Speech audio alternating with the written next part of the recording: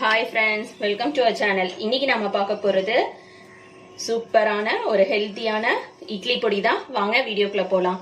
இப்போ நான் எடுத்துக்கிறது வந்து ஒரு கப் கருப்பு உளுந்து எடுத்துர்க்கேன். இது வந்து வெறும் கடாயில போட்டு நல்லா வறுத்துக்கலாம்.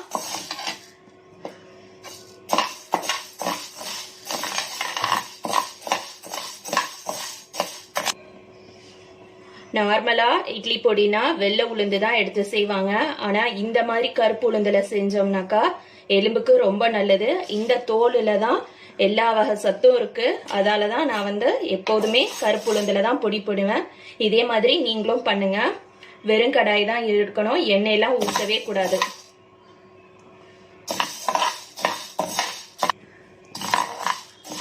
பொடி வறுக்கும் போது எண்ணெய் எதுவும் ஊற்றக்கூடாது. எண்ணெய் ஊற்றினோம்னாக்கா அது வந்து ஒரு ஸ்மெல் வரும், எண்ணெய் வாடை வரும், வச்சு யூஸ் பண்ண முடியாது.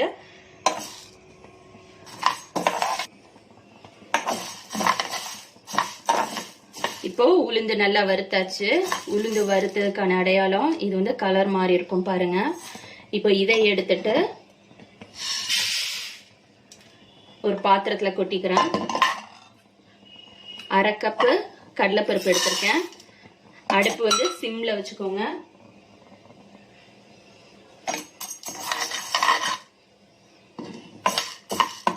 இதையும் நல்லா வறுத்துக்கலாம். இப்போ கடலைப்பருப்பு நல்ல கலர் மாறிடுச்சு. இதையும் நம்ம ஆட் பண்ணிக்கலாம். நான் ஒரு 50 மிளகாய் வச்சிருக்கேன், இதை ஆட் பண்ணிக்கிறேன்.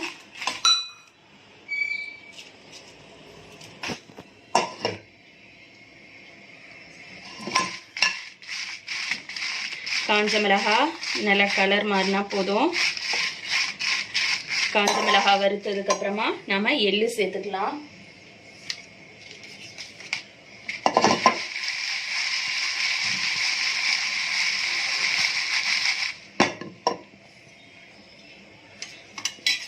நிறைய பேர் காஞ்ச மிளகால காம்பு எடுக்காம அப்படி போட்டு வறுத்து பொடி பண்ணுவாங்க. அது மாதிரி செய்ய வேண்டாம். காம்பு வந்து ஜீரண கோளாறை உண்டு பண்ணும். அதால காம்பை நீக்கிட்டு எப்போதுமே சமைக்கிறதுக்கு யூஸ் பண்ணிக்கோங்க. இப்போ மிளகாய் வறுப்பட்டுருச்சு, இதை எடுத்துடலாம்.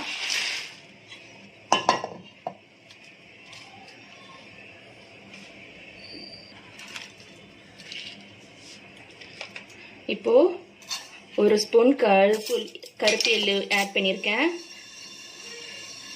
இதையும் வறுத்துக்கலாம்.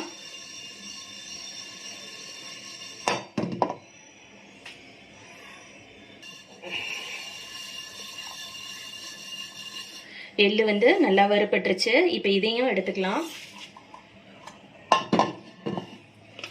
இப்போ வெறும் கடாயை அடுப்பை ஆஃப் பண்ணிடுறேன்.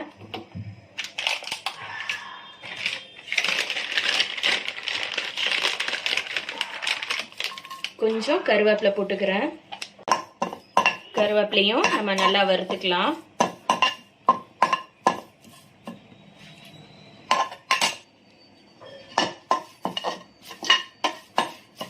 கருவேப்பிலை நல்லா வறுப்பட்டுருச்சு, இதையும் எடுத்துக்கலாம்.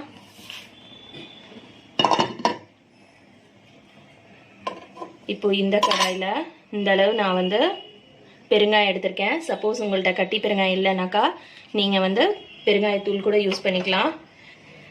பெருங்காயத்தை இந்த மாதிரி நல்லா நீளமா ஆக்கிடுங்க.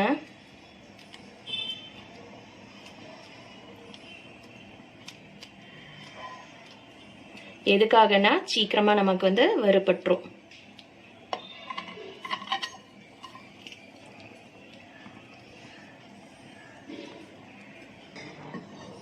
பெருங்காயமும் வறுத்தாச்சு. இப்போ இதையும் இது கூட ஆட் பண்ணிக்கலாம்.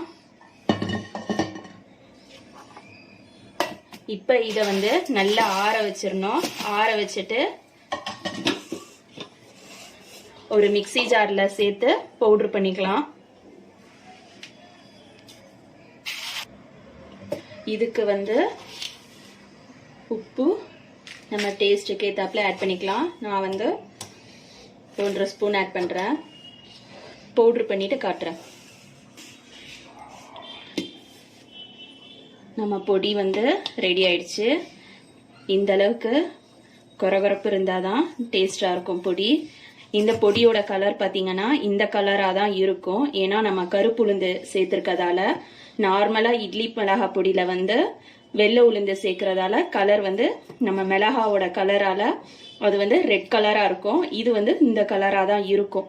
இதுக்கு காரணம் நம்ம சேர்த்திருக்க கருப்பு உளுந்தும் கருவேப்பிலையும் தான். ஆனா இது வந்து ரொம்ப ஹெல்த்தியான பொடி. இதே மாதிரி நீங்களும் உங்க வீட்டுல செய்யுங்க.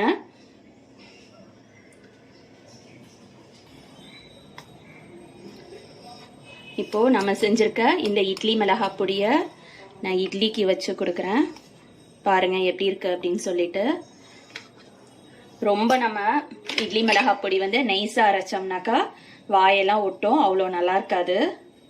கொஞ்சம் கொரகொரப்பா அரைச்சாதான் டேஸ்டா இருக்கும். நல்லெண்ணெய் சேர்த்துட்டேன்.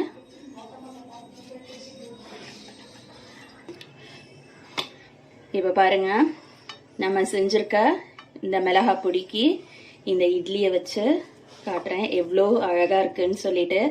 இதே மாதிரி நீங்களும் உங்க வீட்டில் செஞ்சு அசத்துங்க. தேங்க்ஸ் ஃபார் வாட்சிங்.